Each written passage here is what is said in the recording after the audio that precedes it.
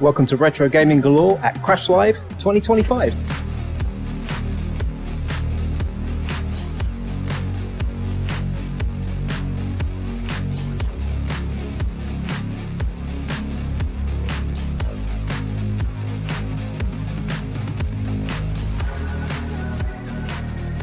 Yes, this is Crash Live, a yearly retro gaming event held in the town of Kenilworth in the heart of England. The event takes place at the Holiday Inn Hotel, Abbey End, in the town centre, and is organised by Fusion Retro Books, who you can find at fusionretrobooks.com, and that link, plus any other companies or links I mention here for that matter, can be found in this video's description. The first thing that hits you on the way in is the Arcade Club Room, home to a lovely selection of mostly vintage arcade machines with a few modern recreations mixed in, and all on free play. The one you can hear making all that racket is the Star Wars pinball machine, one of those virtual pinball tables that uses a digital screen and has real buttons and controls on its sides. Just outside the Arcade Club Room in the main thoroughfare, another 4 specially built arcade machines, all running ZX Spectrum Next games. Each of these is host to a massive selection of modern retro games, exclusive to the new souped-up version of the Sinclair Spectrum. The room just off to the left of the Spectrum Next arcade machines is described on the event map as the Retro Computer Museum, containing a varied mix of assorted retro computers to play on and some trading tables. This first table is Fusion Retro's official store for their books, magazines and a selection of merchandise. Next to that was a table of awesome looking retro gaming goodies for sale, which I think was being run by Alan Hamilton, the admin of Crash Annual and Magazine. Apologies if I got that wrong. 8BitTronics on this table here makes and sells flash ROMs, electronic parts and modifications for retro computers, and can be found on 8bittronics.com. And as part of the same table, Gould's Prints sells a range of fun, quirky and personalised 3D printed items. Retro Games Ltd were in attendance with their range of recreated retro computers, including the ZX Spectrum and the C64 Mini, and they actually have a couple of new and interesting products in the pipeline: the recreated full-size Amiga A1200 and a white collector's edition of the Spectrum, which includes a range of matching accessories, and you can see those featured up on the posters there.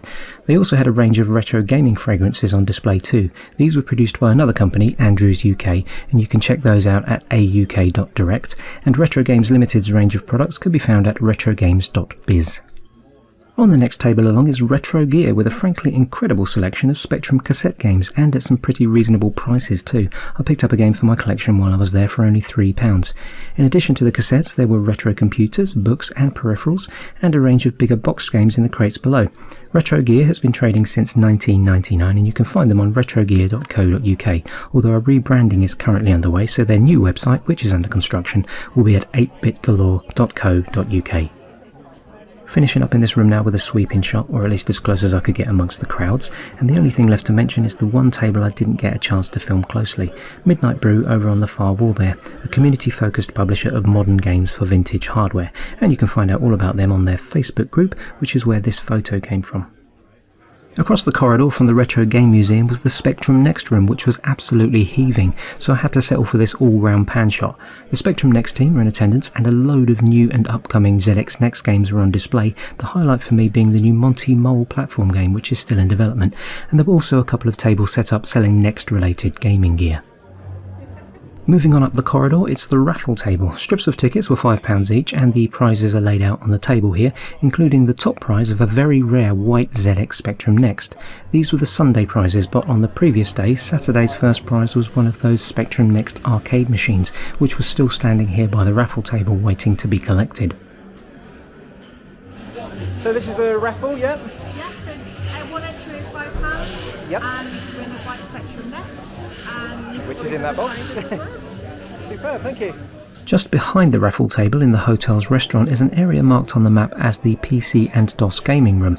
There might have been a change of plan since the map was produced, however, as set up in here was a line of ZX Spectrums with a selection of games loaded in, and beyond that some tabletop arcade machines to play on, and these were accessible from the hotel's bar area.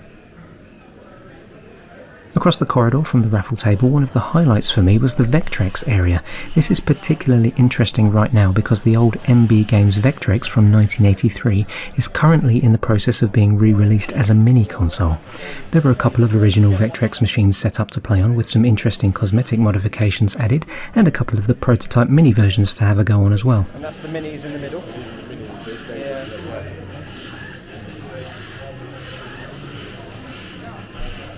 You can find out more about the Vectrex Mini at vectrex.com, and those Backlighter ultraviolet screen modifications can be found at backlighter.co.uk. Sharing the same area as the Vectrex machines were a selection of retro and modern machines to play on, including a couple of Spectrums, a Philips VideoPack G7000, and what appears to be an NEC Turbo Graphics, a ColecoVision, an Xbox and a PS3, a Sinclair PC200, an Atari VCS, and say hi to that handsome chap in the monitor reflection there, and a PlayStation 2 with a nifty little portable monitor attached to it.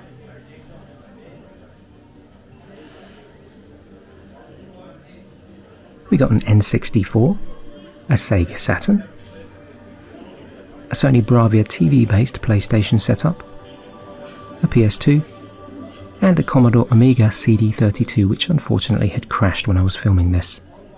A little further down the corridor from the Vectrex area there were even more retro consoles set up to play on, more of the same really, except for Donkey Konga on the Nintendo GameCube, which deserves a mention of its own, plus an Atari 800 XL, and 2 or 3 more machines in this area which I didn't get on film. The door just off to the right here leads to the bar, which is perfect timing as I was just about ready for my lunch at this point. The bar is quite a nice relaxing area with a decent selection of beers and such, which is great if you're after an alcoholic drink or a coffee, but I was looking for food and I couldn't see any indication anywhere of what was available, and there were no staff around to ask, so after a quick flick round with the camera I decided to take a break and head off to find one of the food joints in the town precinct area just outside the hotel. There are a few eating places to choose from in and around the precinct and down the high street, and I opted for what I thought looked like the obvious choice. The Fassato Lounge and Cafe Bar offers hot and cold, soft and alcoholic drinks, and a decent selection of lunch meals for fairly good prices. Their lounge burger with fries or salad and a side of coleslaw was $13.75, and in places like this I like to have a pot of tea so I can spread the drink out over the meal. And top tip, if you're wearing a hat, it can double nicely as a handy tea cosy. The burger was gorgeous, quality beef with a great flavour and plenty of toppings under the bun, the chips were perfect, and the lightly spicy coleslaw was very tasty too.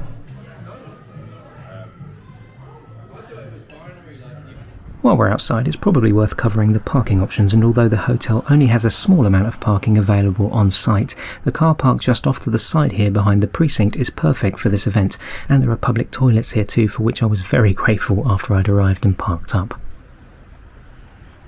This is Abbey End Long Stay Car Park, run by the local Warwick District Council. There's plenty of capacity, it's £7.30 for 10 hours, and you can pay by using a mobile phone app, which means you can extend your parking remotely if you end up needing to. Heading back inside now and carrying on from where we left off, up at the end of the corridor is the Traders Room, which also contains a selection of games consoles to play on, as well as more retro gaming goodies to peruse on the tables of various independent traders. The first trader on the left as you walk in is RetroBitz, selling mugs, t-shirts, cushions, framed artwork, coasters, mouse mats and other goodies, all on a ZX Spectrum retro gaming theme, although there's a broader range of retro gaming merchandise for sale on the RetroBitz website. You can find RetroBitz at www.retrobitz.co.uk.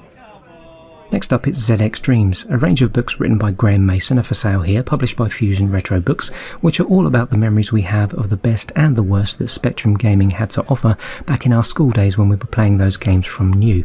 And I'll hand over to Graeme himself now to give you a little bit more insight. So this is, my name is WizWords, Graeme Mason WizWords, and I'm selling my books today, which is ZX Nightmare, ZX Dreams and ZX Dreams Volume 2, plus a few other nice items as well, Spectrum related.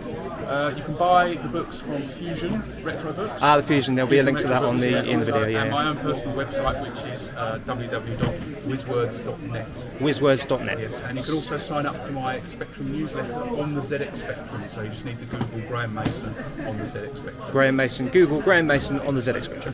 Superb, thank Lovely. you. There we go, and this is all the books and the wares and the lovely posters and wall arts. So thank you Graeme for braving the video camera of a completely random stranger, and I do actually have one of Graeme's earlier books, ZX Nightmares, which I can definitely recommend taking a look at. Next in line was Ronnie Simpson with his 3D printed cassette case inserts and cassette storage units. I absolutely love these. Speaking as a bit of a cassette freak, any new product that enables the storage of old cassette tapes is definitely a yes from me. These inserts are intended to enable Spectrum Next SD card games to be stored inside classic cassette tape cases. And we've already got one cassette. The game O. Oh yes, these here are fantastic. Yeah. And it just gives you that. It's that tactile feel. Yeah, so you've got your Spectrum Next SD cards in this housing, and then in a normal cassette case. In a normal cassette. Beautiful. But I'm speaking to Victor at the moment. Hopefully. Next point. Yeah. That's just a mock-up inlay. Yes. Just to let people see. But the the concept is fantastic. Yeah. And it's so that we can do that. And then we've got five games that we like sitting behind our necks, which doesn't take up too much desk space, instead of 5 DVD cases. For me, it's more about the concept, and I just like the feel, and it's engineered so that it matches perfectly with the necks. Do you have a way of contacting you? Yes, it's ronsters@icloud.com. Ronsters at iCloud.com. iCloud.com. Yes. Superb. Thank Ronnie you. Simpson. Okay, beautiful. I'm sorry, your name? I'm Steve. Online as RetroSteveUK. Yes, I'll shake your hand with that one because I'm holding the camera. Yeah, so thank you Ronnie for the lovely chat we had on the day and for those frankly awesome cassette products, one of which is already sitting pride of place on my display shelf. Next to Ronnie's table is the Gaming Newsagent, and they're selling a range of toys and books related to gaming subjects, plus a box of vintage Crash magazine cover tapes on the floor in front of the stall. The highlight for me, however, is their selection of retro computing magazines laid out on the desk here, and even more in the boxes on the floor.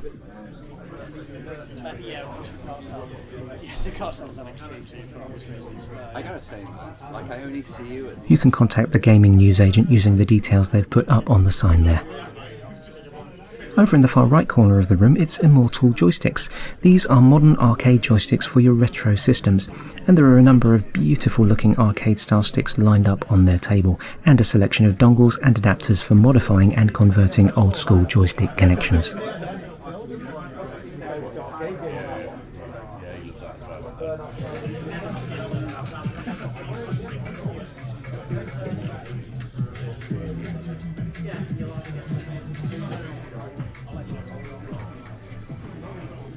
This is they're USB ones, so they work with the Spectrum, the Amiga Mini, PC, Mac, Mister. And then So these will allow you to use original 9-pin joysticks in a so USB or something anything, like that, or anything vice that was versa. to the so it's anything that was to the Atari standard, 9-pin Atari standard, will then work with USB. You can find Immortal Joysticks online at immortaljoysticks.co.uk. The final table in this room on the right hand side is Retro and Stuff, along with Fused Glass by Joanne. So ZX Spectrum Chutney, yeah? Chunti. Chunti. The aura, Chunti, I've misread that. It's the aura that surrounds the loading of games. Of course it is. Is that what... I've never heard it referred to as that before. So it's Chunti, which is a play on words based on a computer slang term as defined on Wiktionary.org. If you want to know more about Retro and Stuff and the Fused Glass items, email rns.fusedglass@gmail.com, and apparently there are issues with that QR code right now, so it's best to email. I did pick up one of the Fused Glass coasters which had a ZX Spectrum inspired design for £12. These are beautiful to look at, and that coaster is now home to all the cups of tea I have at the desk in my workroom.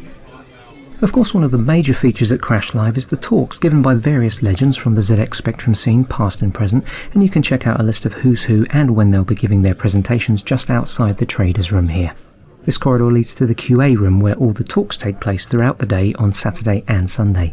These talks are uploaded to YouTube in an official capacity, so there's no need to include them here, and if you're interested in catching any of those, I've included a link to the playlist by Paul Davies, aka Hermski from the Back to 8-Bit channel. The talk schedules are also listed in the free magazine that's given out when you arrive, and this also features a helpful map of the event printed across the centre pages, and a selection of bonus content from the regular Crash magazines that Fusion Retro Books produces.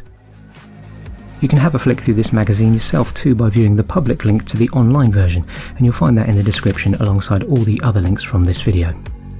And of course that just leaves the raffle draw, which took place at 4 PM in the QA room, and congratulations to the lucky soul who won that limited edition white ZX Spectrum Next.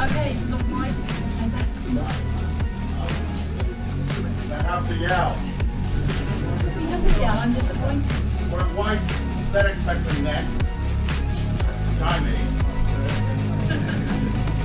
It's a yellow, sorry.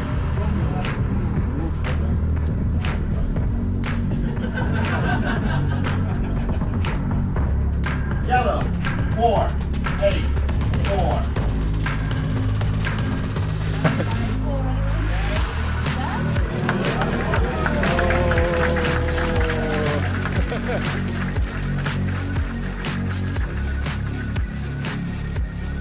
So did you make it to Crash Live this year, or have you been before? If you have any memories to share of events like this, or if you just want to chat about your gaming experiences from the past, hit the comment section and we can have a good old natter there. And be sure to keep an eye out for future Retrospectives videos, as I often include viewers' comments when I'm working on something new. So if you'd like to be part of that, follow me on my various social media platforms for a heads up whenever I'm looking for contributions. You'll find all the links in the video description. Well, that just about wraps up this video, so as always, thank you for liking and subscribing, and of course thank you all for watching Retrospectives.